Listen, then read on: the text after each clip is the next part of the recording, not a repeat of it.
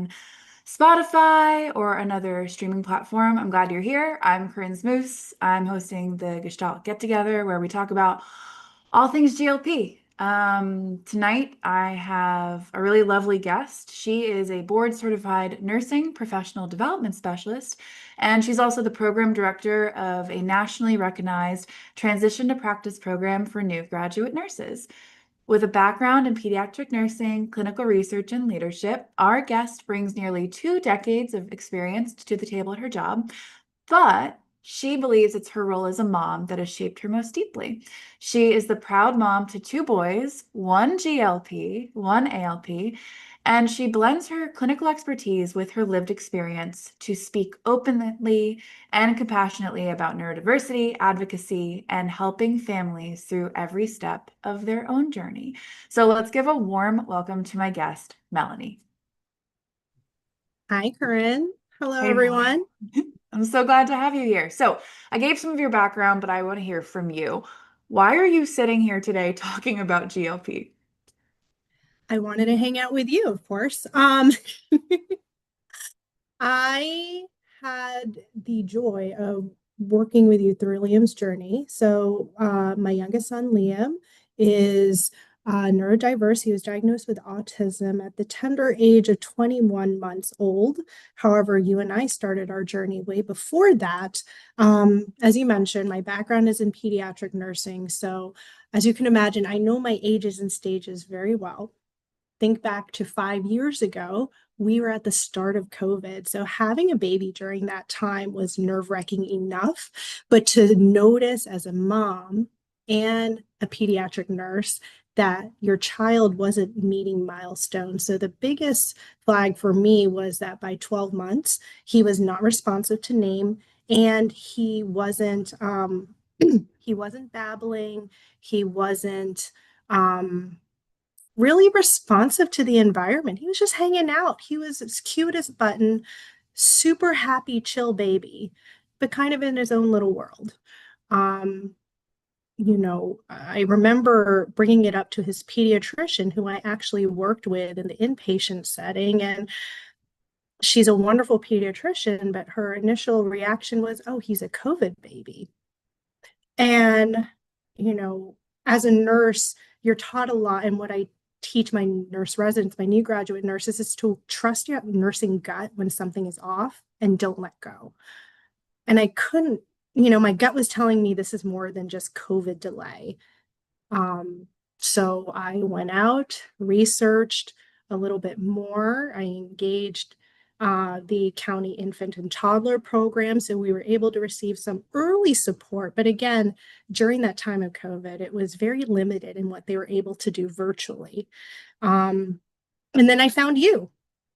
And I really appreciated on your website how you shared your philosophy and really being engaged, not just with the client, the child, but with the family, and then integrating the music. Our family is really big on music. I play piano. My eldest son loves singing and dancing. So it just felt like a really organic fit. And within minutes of meeting you during that initial consult, I knew that you were someone that would help shape Liam's trajectory some way, somehow. So let's go back there because you spoke a Okay. little bit about what it was like you noticed, right? You're like, Mhm. developmentally, milestone wise, this isn't lining up. Very proactive. Let me look into this. Let me figure out what's going on. And let's get on language right away. And you're seeing how his focus was, it was more like the internal focus of what he was interested in.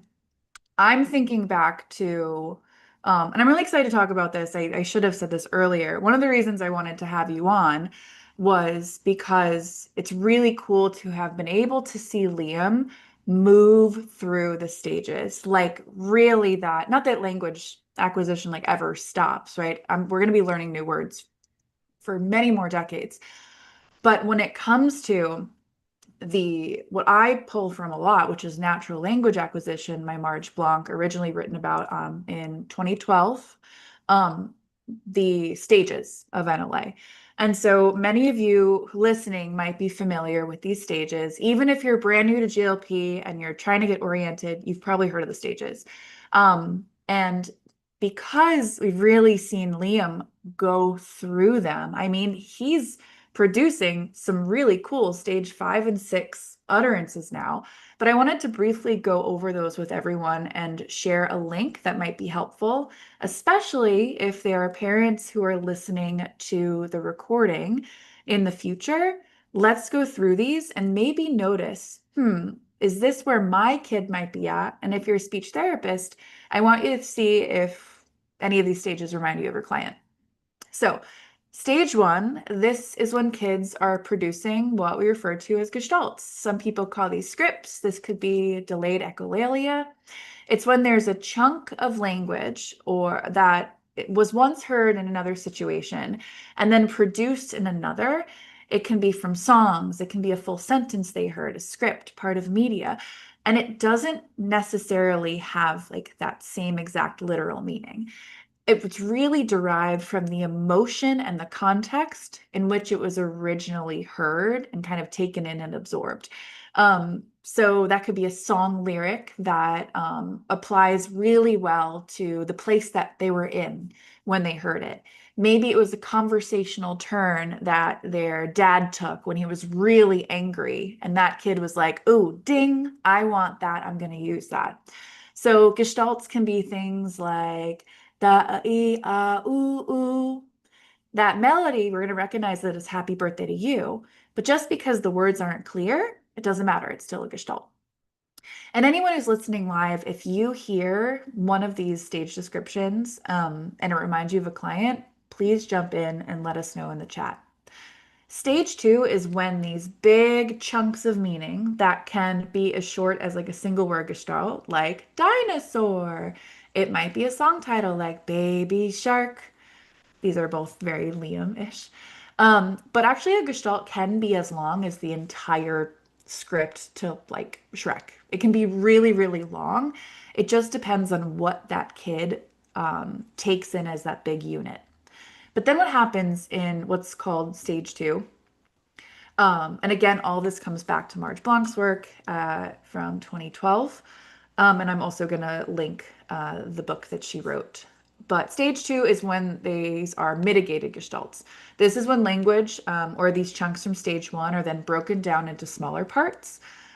These can sometimes be, my favorite is like a slot and frame, is when one or two words are kind of like swapped in and out. So like, give me that T-Rex or give me that Triceratops. It's where something kind of becomes like a blank line and we can slot new things in. I think that is so much fun to work on. But it could also be half and half. So it could be like A, B, C, D to you. So half and half of some originals. I don't know. I love stage 2 so much. But then what happens as things are pared down more and more, then we can get down to those true single words. When a kid really starts to understand, like, okay, more refers to the quality of like an increase or happening again, not just gotta have more, ba da da da, which gets to the feeling of wanting more, but perhaps not the true semantic value we see at stage 3. So getting down to those like true isolated words. This is when we might see, and I have some like vivid memories of when I was doing sessions in his ABA clinic with him, where he'd pick up a dinosaur and you could just see him choosing each word. He'd go, dinosaur, green. And it was like he was pulling those words out. It didn't sound gestalty because there was like labor and effort there to create this two-word combination. Stage 4, that is when we start to see simple sentences. Something like, which, oh my gosh, the one you just reminded me of, what was it? It was Mama Go Cherry Hill, right? That one. That would be a stage 4. He really put together that early grammar. Then 5 and 6, that's when we see these self-generated sentences that get more and more complex grammar. It's not just like, give me milk kitchen. It's, I want to go to the kitchen and get milk. it gets this momentum, all this grammar is getting involved. Um, and so that's the arc of those stages. Very simply put, if this is your first time hearing about the stages, please don't take just that as your information. Go read more about it. Um, Mel, when I outlined that arc, tell me what stands out to you about Liam's experience. I think about the his interests at those times, right? Like he was very big into, I think, Baby Shark and dinos were majority of his interest for the longest time. So everything was Baby Shark. I would just hear him do do do do do. It wasn't even a language, and then it was you who kind of showed us, okay, like maybe talk to him in that do do do tone, and he would start to pick up on that, and he did. And same thing with the dinosaurs. As you were sharing your memory of working with him in his ABA clinic, I'm reminded of you helping me as a parent understand kind of what's happening in his sweet little brain. And I think I even still have it on my fridge. You took a piece of paper and you drew his brain, and then you drew a filing cabinet and folders inside. And you're like, this is Liam's brain. He is literally digging in. Um, and I know we haven't touched on the fact that he was using NAEC, but again, like we saw that externally as he's navigating the different words, navigating folders, toggling between English and Tagalog. But it's been a wild and awesome journey to see in real time. Yeah, and he's really moved through all of those. So I want to zoom in a little bit on each one and definitely talk about AAC. That was a big part of our work together. Um, Going back to some of the early sessions, I have a vivid memory of a parachute that I brought and definitely the ukulele. I am notorious for the ukulele, which is such a millennial trope, I realize, and it's embarrassing, but oh well. But I remember parachute, where I think one of the first things, other than using a lot of singing, using music as the vehicle or the container, was showing you about what's called like a verbal routine. And a verbal routine is something like three, two, one, go. Mhm. It creates anticipation, it creates excitement. And if we're going to extend on like the filing cabinet idea, which I feel like is kind of a dated analogy now, because we have computers and hard drives rather than filing cabinets. But to extend that, when it's almost like a verbal routine, you kind of set it up and you're almost like pointing to the right file, like, hey, it's in here, this one. It does a lot of priming for a kid's brain. Um, like if I do like ready, set, Go. right? So many of your brains are gonna it's gonna Mhm. pop and go. It's priming that. It's almost like it's almost painful to not fill it in.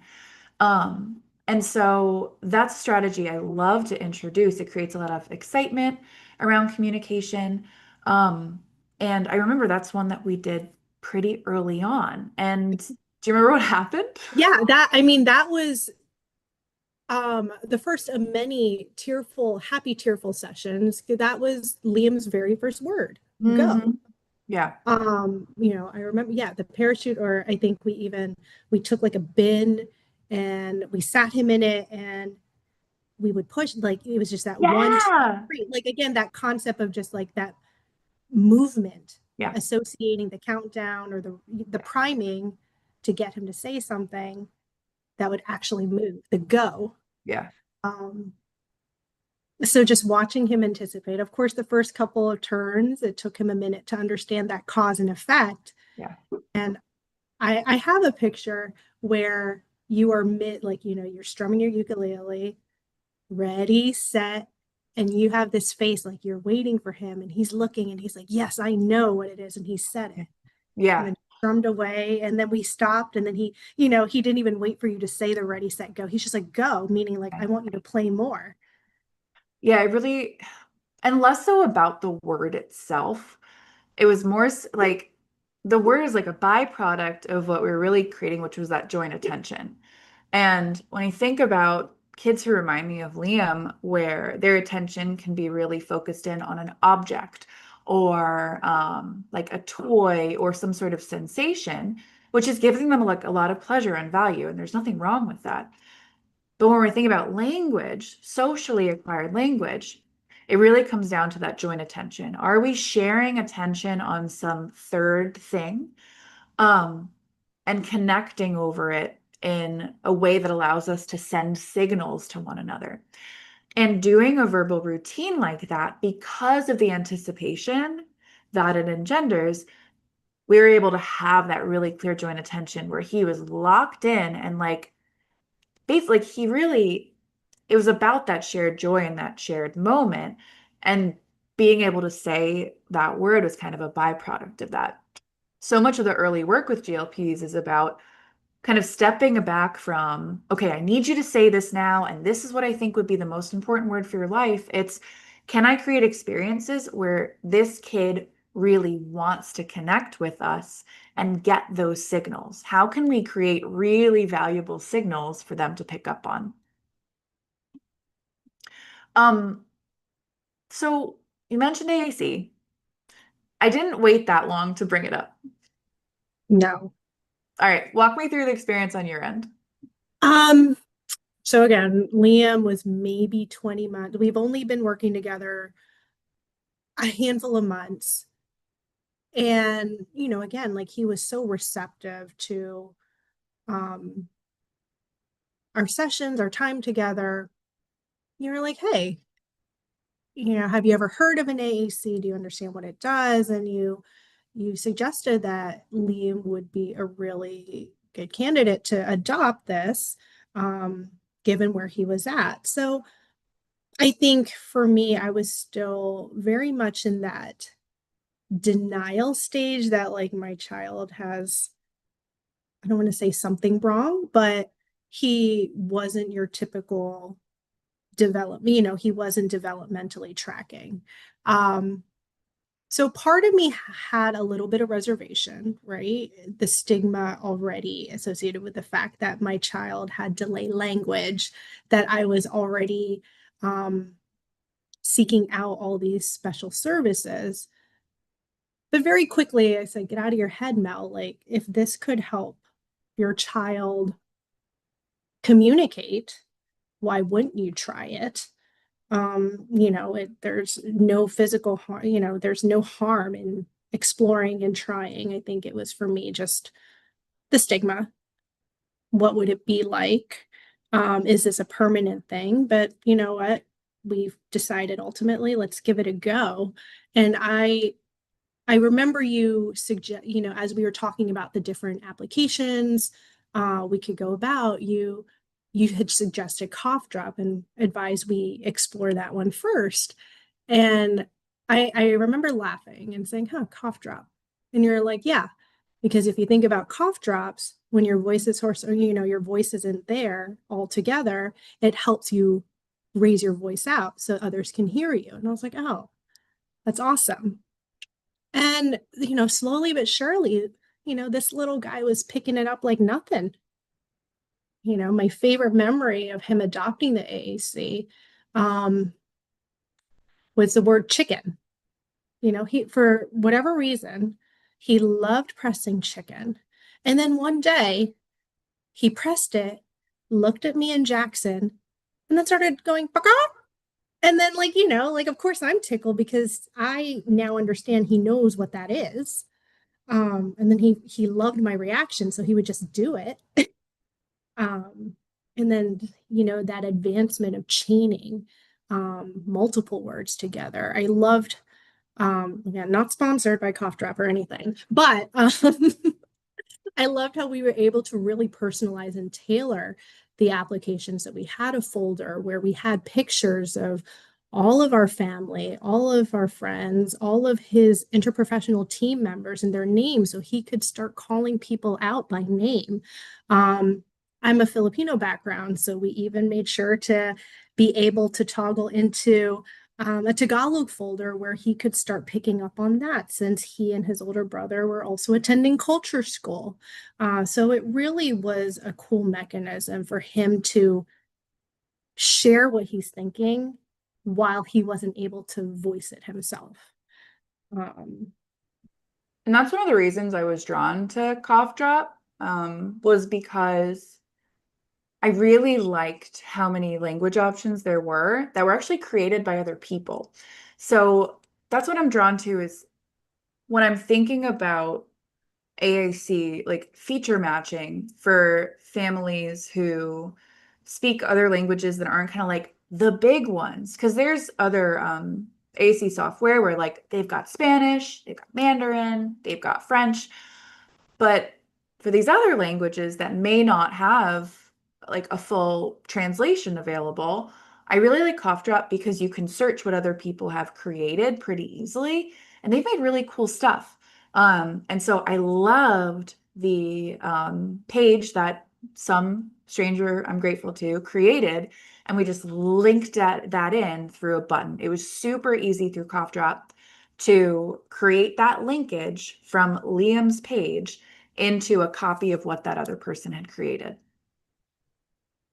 I'll also say, in working with you in the AAC, the other challenge I was nervous about was, it's one thing to teach me how to support Liam with the AAC, how to support, how Liam's died and Jackson, but like, again, not only was Liam in speech therapy, he was in occupational therapy, he was in full-time ABA. So how did we get all the team members to speak the same language? And so I'm so appreciative that you made the time to also connect. We would have those periodic interprofessional team meetings and say, okay, this is AAC, or like, there were times where you and Maddie would meet up and she would say, this is what's happening in the clinic.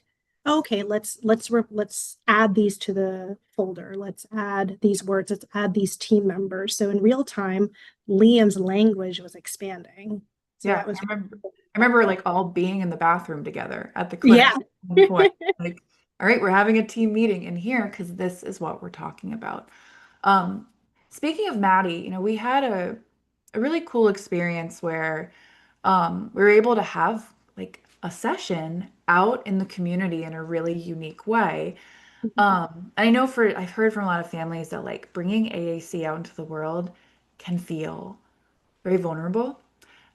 So tell us about the Yeah, aquarium. What? absolutely. I kind of mentioned part of my reservation was, how do you address that stigma and fear? Um, I'm very grateful, through our involvement with the infant toddler program, I was able to learn about all of the resources and support networks that are available to families with neurodiverse children, with autistic children. So we were fortunate to participate in Autism Night Out at the National Aquarium in Baltimore. We were able to get tickets. So it was a really fun family night for me, Liam, Jackson, their dad, but we were able to have you there and we were able to have Maddie there. So, at that time, Liam was prime baby shark era, right? So I remember he even, do you remember he had his little yellow baby shark and we're walking around and, we were, if any of you have ever been to the National Aquarium, one of the early exhibits where they have like the jellyfish and the little column thingies. I remember you leaning, kneeling down with his AAC and helping him identify jellyfish in on his device and then pointing, trying to get him to understand like that's what that is. Um, and it took the pressure off being amongst other families that were, holding AAC devices or had other supportive systems in place. We were with our people. So what safer way to go out into the world for the first time. Yeah. And I think for me as mom, you know, as I mentioned, I have a neurotypical older child. And so we've done, I'm used to being out. Why wouldn't I do that with my younger? So it kind of gave me that confidence and reminder of like, oh, sure, we have to make sure that his AAC is charged, but like off it goes with us Yeah. into the world.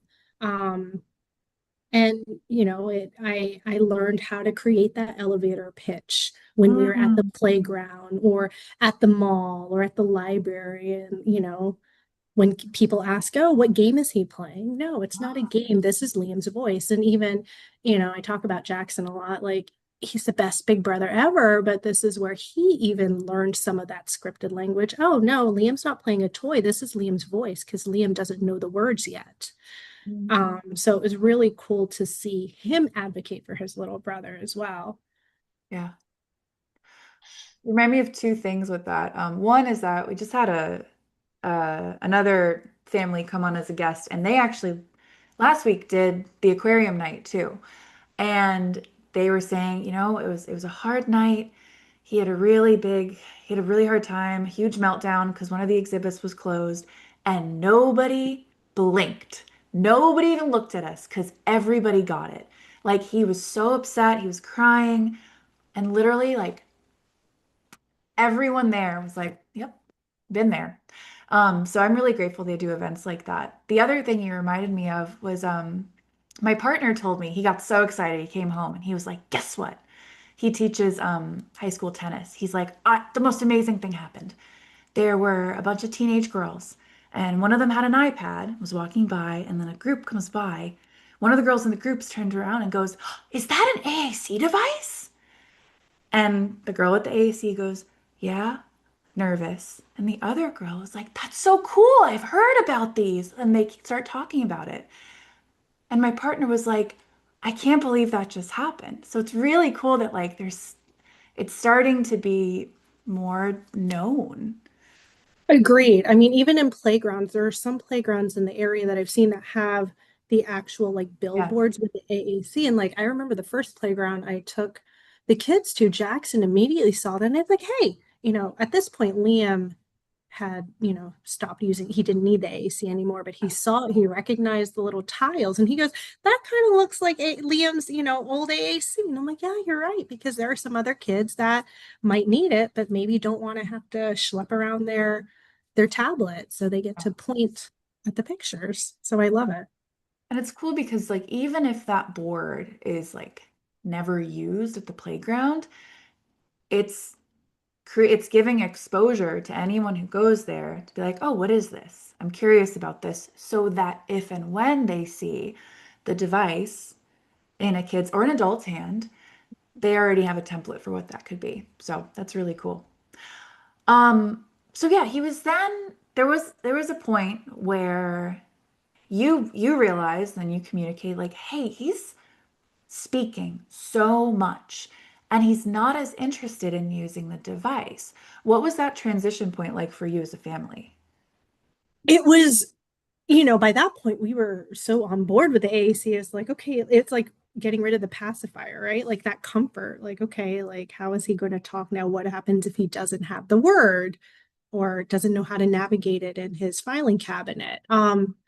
So it was mixed emotions, right? Like on the one hand, we got comfortable, but on the other hand, it was really exciting because that meant that he was engaged. And again, I think back to our very first sessions in the console where I shared with you, like he's just not an active member of the world. But here he is, he wants to soak himself in the world so much that he's leaving a tablet behind. So it was exciting. And then, I think it gave us, namely him and you, more opportunities to really immerse more in that like play environment without having to remember, oh, the tablet. Oh, what tile are we looking for? Yeah, and I think it was able to, I mean, I love AAC, so I kind of grieved that a little bit too, where I was like, that pivot away from, because AAC is so powerful for giving the visual correlate, Mhm. for it organizes language in such a cool way. No matter the software you're using, the way it's organized, there's a lot of intention behind it. Um, but it also gave more opportunities for, once we really started to see that like Liam is he is a speaker. He is able to speak, he's able to form words with his mouth that are intelligible, and we're like really moving in that direction. By him, he really decided, right? He decided to pivot away from his device. We were just following his lead. It gave us more opportunities for him to really now watch mouth movements, because it he was less so looking at the letters and the pictures and the sequences. He could really then tune into the shape of words, the motion there, the gesture behind spoken words. So it did help then to move him towards more intelligibility. And the depth of play did grow because it wasn't just like exploring and babbling, which is really important on AAC, but the depth of play grew. So I know for me, I love play. I love, like, you could put me in a room with a bunch of random objects and I could do a 6 hour session with them. I love play. I see you shaking your head. What? Because I think I told you probably during our consult that I don't remember how to play, Yeah, right? I feel like it was very much like a Peter Pan moment where you're like, let's stay kids forever. And I love that. And I love that's the energy that you brought to the session. And I always felt a little bit like, a little bah humbug Scrooge sometimes, just not because I didn't want to play. Don't get me wrong. Like especially as a pediatric nurse, right? Like we want our interventions to be developmentally appropriate, child friendly, lots of color, lots of movement, energy. But it's hard to do that. It was hard for me, and still, even to this day, a little hard for me to take off the hat of mom, of caregiver, and especially, by this point in our, speech journey and Liam's autism journey, we're about a year and a half in. So, from a caregiver perspective, like I was tapped out. yeah, Like, I mean, driving to and from sessions is literally a half day event. And you want me to sit down and what? Build build blocks? Like, okay, sure, but am I going to have fun with it? No, I'm going to do it, but I'm going to be a trooper and I'm going to smile and I'm going to try really hard. So, it was a learning curve for me, but I think seeing him excited reminded me, okay, I have to watch my energy. I have to watch my emotion. I love hearing your tone when you work with Liam because you can see very quickly how well he receives when you're high pitched and engaged or when you're trying to like mess with him and be a little bit more passive or dull.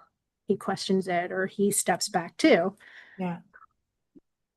Were there any ways of playing with him? Because play can look so many different ways. It's not just blocks. Were there any ways of playing with him that felt more natural to you? Um, I think once, once he had an interest that I actually knew Yeah. was certainly helpful, right? So Baby Shark was relatively easy. I could get on board with that. Dinosaurs, a little more challenging, only because he was so particular and specific with which dinosaurs he wanted to play with and how he wanted to play with them. You would have thought he was a full-fledged paleontologist at Jurassic World. Um, so that wasn't fun for me because I didn't Yeah. know what I was talking about.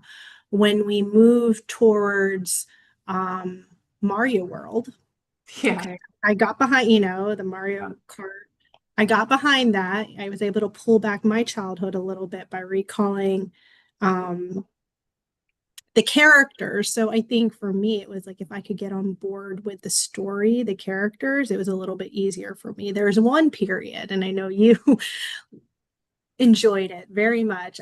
His Rainbow Friends era. I think that was the hardest to connect with because it was so abstract. I still don't understand what these characters are, what they do, or the whole purpose. But he was so and still is so passionate and curious about these characters. He'll pull out the little toys and play and say, Mama, can you play with me? And I'm like, okay, I'll get red. What am I doing? Here we Yeah. go. Yeah, it's interesting. I think about, so start with the dinosaurs because I associate his dinosaur play really with where he was at and what we'd refer to like as the stage two and stage three, where there was more of that rigidity of play of like, I need to play this way in this order with these terms, with these phrases and sentences.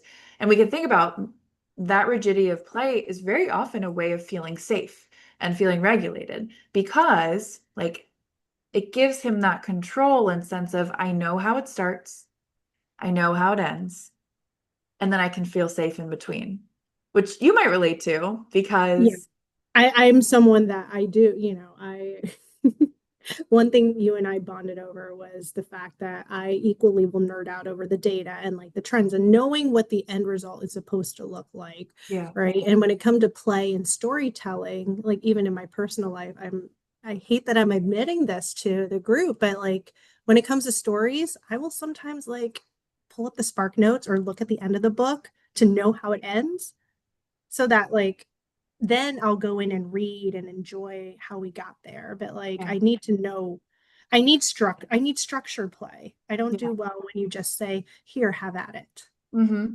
I need rules, I need guidelines, I need Yeah. all sorts of details, which Liam couldn't and wouldn't necessarily give. Right. And it's like he could show those rules and that structure through the play of like if you watched for patterns there, when I'm watching like a GLP play in kind of the early days with lining things up or doing a certain order. I was just with a client a couple hours ago where she will do the same sequence of small actions over 20 times in the hour. And to her, I can see there's that sense of safety. She's calm. We can still be connected and acquire new language there, but there are rules to the way that she's playing. And if it's interrupted, she seems uncomfortable or upset. And so when I see like a kid like stage 2, stage 3, who's creating this system of play where you can see like, okay, this is where it starts, this is where it ends. Within that, there's probably that sense of safety, feeling regulated, feeling that sense of control. And I think that kind of like how you relate to it, like once I know the totality of it, then I know how to be a part of it. That could be something where, like, for those of you listening, if you have a kid you're working with and you're like, I don't know how to play with them, have you stepped back and analyzed what is like the container of this play? Can you map out the container around it? I remember the first time it hit me when a client in my clinic was kind of mapping out the whole perimeter. They do something at the front door and then over here, and they do like a different action all the way around the perimeter. And once I was able to map out kind of all like the pit stops, then I knew how to join in and anticipate what was coming next. So that could be a technique of where if a kid's play kind of baffles you, or you're not sure like the rules around it, step back and see if you can watch the entire thing, beginning, middle, and end, and then you'll know how to join in. But yeah, the dinosaurs, I do remember that being kind of a more rigid time. When I think about Mario, and now I have a much more limited, time of my life with him than you do. When you talk about Mario. I'm from Long Island. We say Mario, and I get made fun of. So I'm working really hard not to say Mario right now. Um, I think about really when he started to transition into stage 4. And stage 4 is when we referring to from Marge Blanc's work about that early grammar. Stage 4, we started that in person, and then there was a transition to virtual. So this was when we really started to lean into storytelling. Instead of just kind of like the functional daily routine or play-based language, I was like, hey, like that's going well. It's, in my opinion, it's time that we move into some of this narrative language now. He's really good at talking about what's right in front of him. But what if he can talk more about what's not in front of him? So tell me what that was like on your end to do that transition. I mean, there were so many that happened at once, right? Like again, that transition from in person to virtual, we're talking he was not even 4 or Yeah. maybe just turned 4 at that point. So I was already curious at what that would have looked like in general.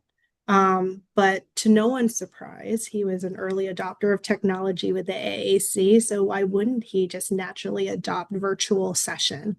Um, so I remember his early when we started working towards storytelling. I remember hearing his frustration, right? When you would challenge him to like come up with more details or the then what's.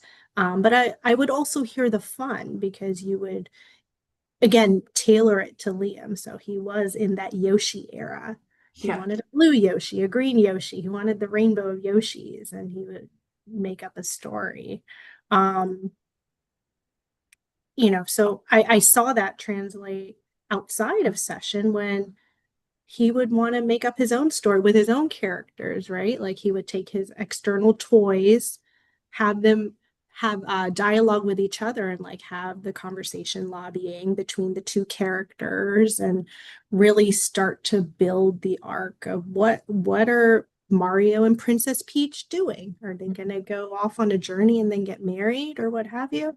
Mhm. Um, so it was really fun. One of the places, because we moved into the virtual, which sometimes with virtual I'll use real objects on screen. But what I've been finding when it comes to the narrative work, so working on narrative language, um, is using, I mean, my best friend is Canva. I love Canva. I love it. My whole world is on there. But, and that's when I'm thinking about working on narratives. I'll often try that out with virtual clients because you can create a whole world on screen through, they've got the graphics, they've got photos, they've got videos you can put in little soundtracks, and you can build it in real time in front of the kid. And that just, it really worked for him. And so what I did on Canva was I uploaded a bunch of pictures of his favorite characters. So I had all the Mario characters up there. And I also got different versions of them. Well, actually, no, let me correct that. I started with the classic ones, Mhm.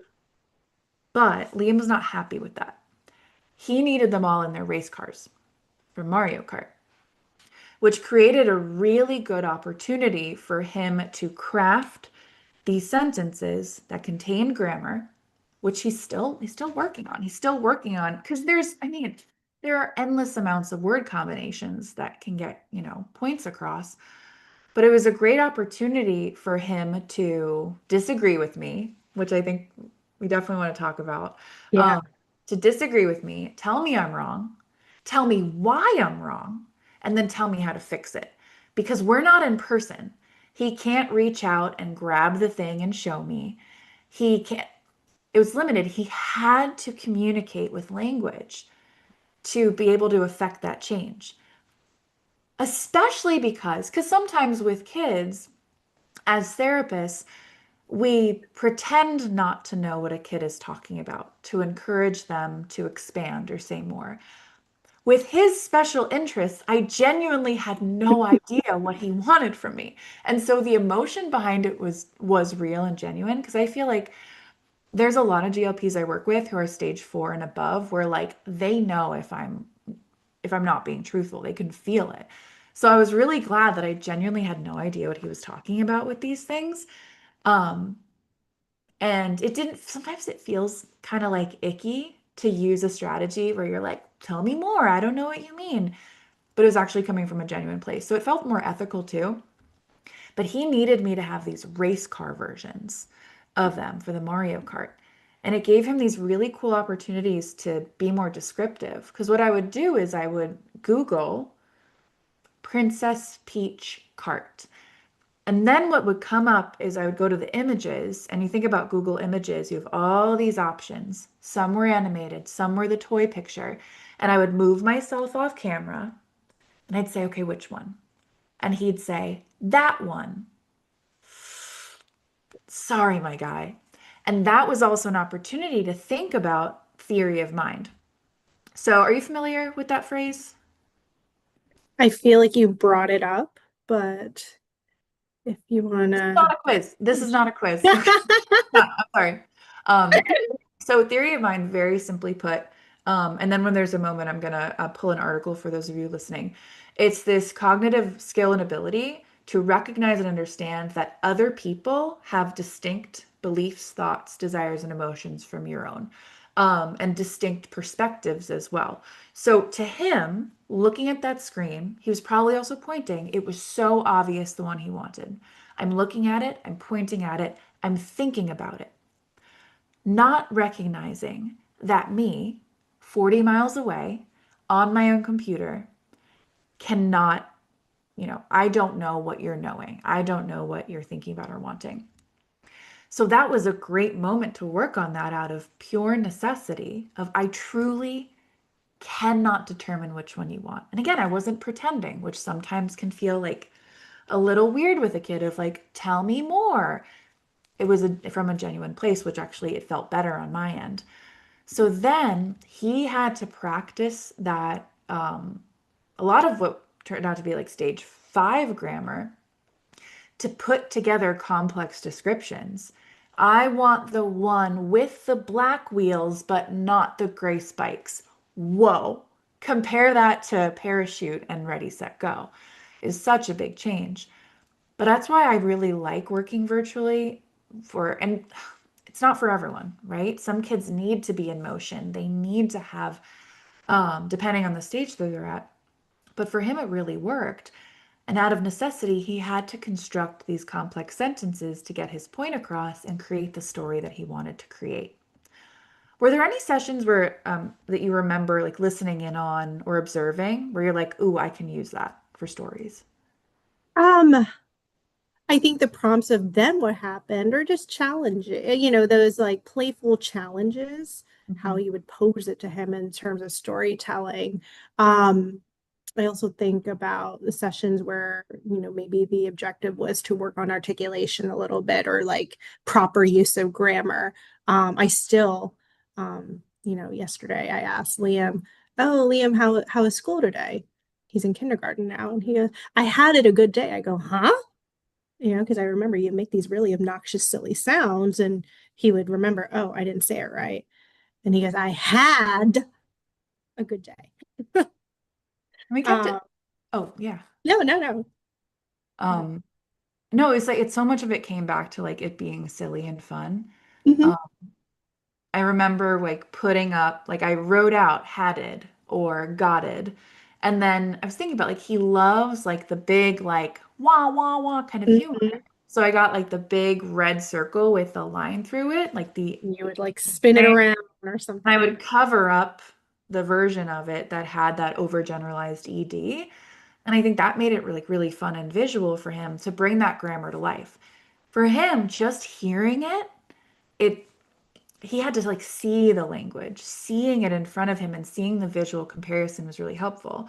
Especially for when you think about there are a lot of GLPs out there who are hyperlexic, and so their relationship with the written word is really strong. So I'm always recommending can you write these words out, even if it's like the ungrammatical version, write it out so they can see, compare the like overgeneralized version that we're trying to move away from the true irregular past tense.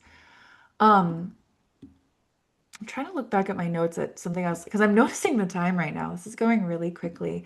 Um, oh, you mentioned the kind of phrases to keep the story going, and I think that that could be something good to note for any speech therapists or parents who are working on the storytelling with GLPs, those phrases or those prompts to keep going. For me, it was making them sound so theatrical. Just because a GLP is in stage 5 or 6, in my opinion, the theatricality and the silliness like shouldn't go away. So if I was just like, and then what happened? Or then he said, it's not going to create kind of that like fire, that excitement. So you had mentioned what was the one that you Then what? yeah. Or I'll expand it. So if he said Mario went and see Bowser, what did Bowser say? Yeah.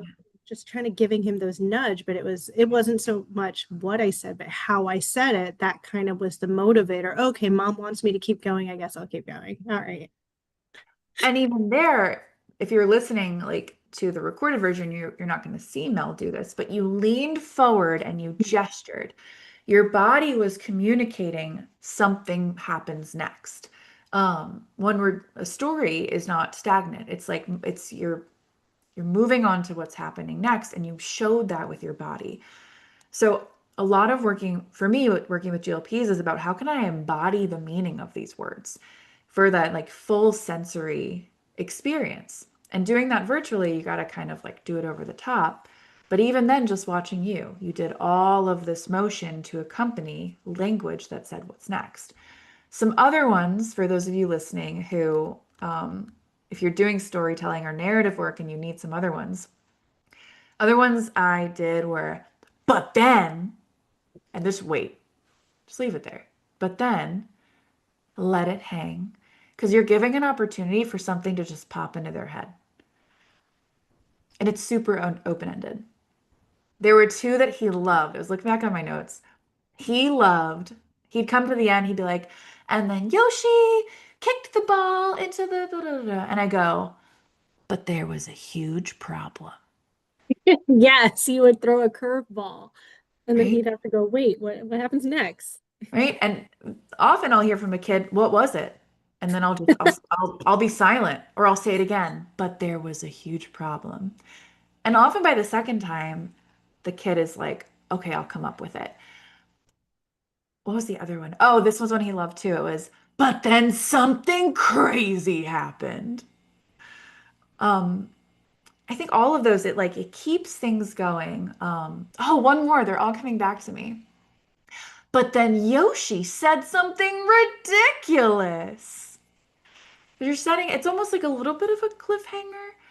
Um, but I think all of those, what was important for definitely working with Liam, but I'm thinking about like a lot of the other kids I've worked with who have gotten to this stage and been able to be to have some success with narratives was wherever they go with the story, I'm not going to treat it like it was wrong. Like there were so many times where Liam would take the story in a direction where in my head I'd be like, "What?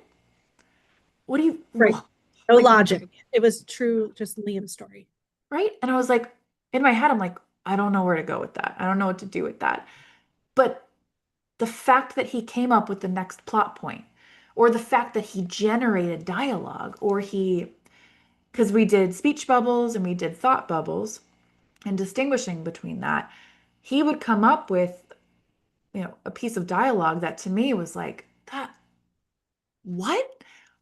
But reinforcing the production of a piece of dialogue, a dialogue turn, because just the existence of it was amazing. That he was able to come up with a brand new conversational turn for a character he'd never heard, that character had never said that before. It was completely generated.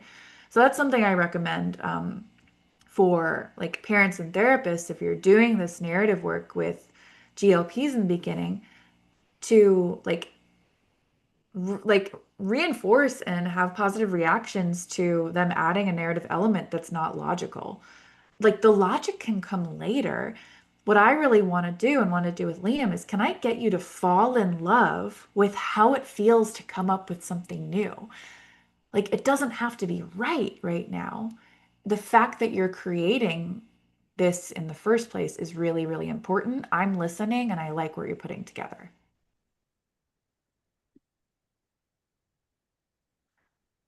There was something else that was in my head. I'm trying to pin it down. There was like one more idea. I was thinking about, okay, special interests. Oh, I know where I wanted to kind of bring it to an end. Got it. So we no longer work together. Yeah. Let's talk about kind of like the end of the arc together. The decision making behind, hey, this, I feel like we all use the word journey so much. Like this journey, like I know. we've come to the end of what I can do for you right now. What was that like on your end? Oh, it was emotional doesn't touch it, right? Again, by this point, we've worked together for almost 4 years, maybe a little under that. So you have become, you've seen him grow figuratively and literally before our eyes. Um, your like speech therapy was the last clinical service that we pulled back. By that point, he was already out of behavior therapy. We were working towards putting him in school placement. He was in a traditional preschool environment, no accommodations, just to see how he would do. And for me, I was terrified. Mhm. I was terrified. What does this mean? Um, but I think you offered not just the emotional assurance, you you spoke my language in that, like, we reviewed the data, right? Mhm. Like, we watched the metrics, we watched the progression of his language, his ability, his articulation, all of it, his storytelling. He met and slightly exceeded Yes. in Yeah. certain domains. Like, and that's, I think, like, we had the conversation several times in terms of discharge planning. Like, Yeah. we had the initial conversation, and then they're like, well, we could kind of bolster him a little bit, but add a little buffer, it wouldn't Yeah. hurt. And that's when we got really into the meat of storytelling and getting him strengthening those skills. And then you sent me an email and you're like, we need to talk. Like, this is it. Like, I can't, there is nothing more he needs. I mean, he'll always need something. As you said earlier on during our time together, we're all constantly acquiring new language. um, they're teaching me so much from what they learn from their peers in school. Yeah. um, Yeah. uh, but you also reminded me, just as I know, like, even in the professional setting as a nurse, right? Like, it's not necessarily a goodbye. It's a good thing when you have Yes. to end this relationship. Yeah.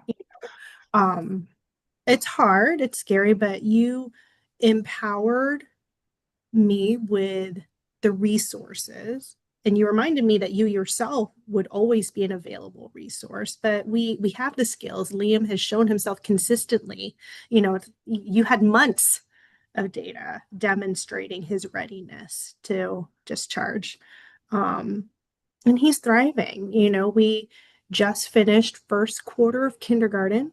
We had parent teacher conference, and his teacher proudly shared, like, he is one of his top students in terms of language acquisition. And he's able to readily read those sight words where many of his peers can't yet.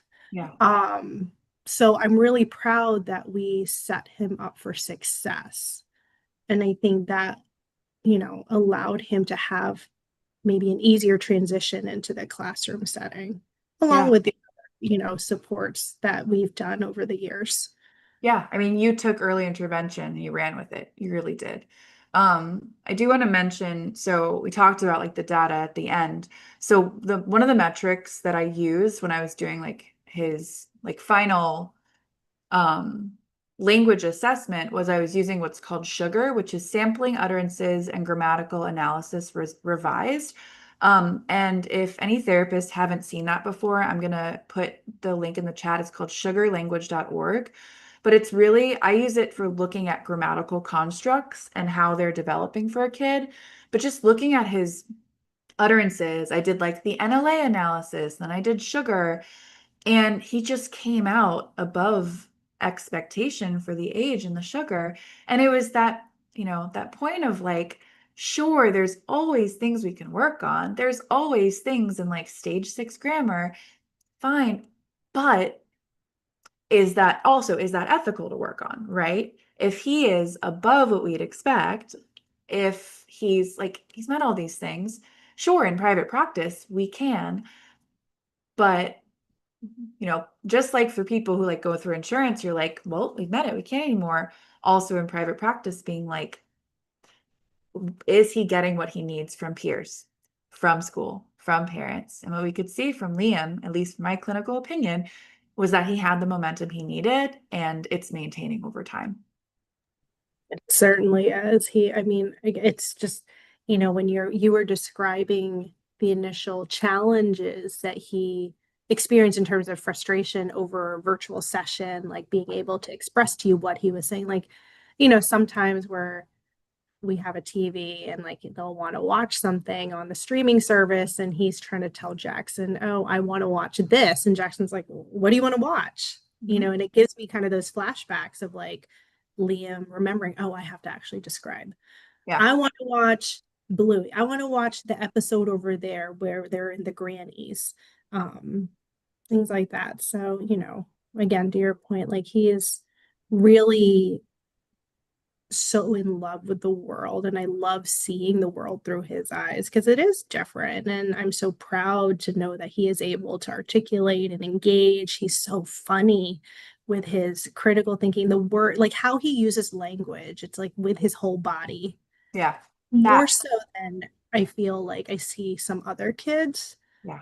And I think that's again in part of how you helped introduce language to him. Yeah. Language is a whole, it really is, it can be a whole body thing. So lean into that. All right. Big takeaways. Echolalia matters. AAC is awesome. Um, Storytelling can really bring grammar alive. What are two takeaways for you before we kick people out of here? Oh What are the my goodness. Partner with your team, parents, you are an important part of the clinical team. Your voice matters. Advocate like heck for your kid. It pays off in the long run. Trust your gut. And at the end of the day, they're going to be okay. You're going to be okay too. Make sure you're resting and trusting your team. All right. Thanks everybody for joining to talk about Liam's movement through the stages of NLA. It's really cool to say that. And I hope to see you in a couple weeks. And if you're coming to ASHA, come hear me talk on Thursday. I'm going to be talking about how to use rhythm strategies with autistic kids for language acquisition. Thank you so much, Mel. Thank you. All right. Good night, Yeah. everyone.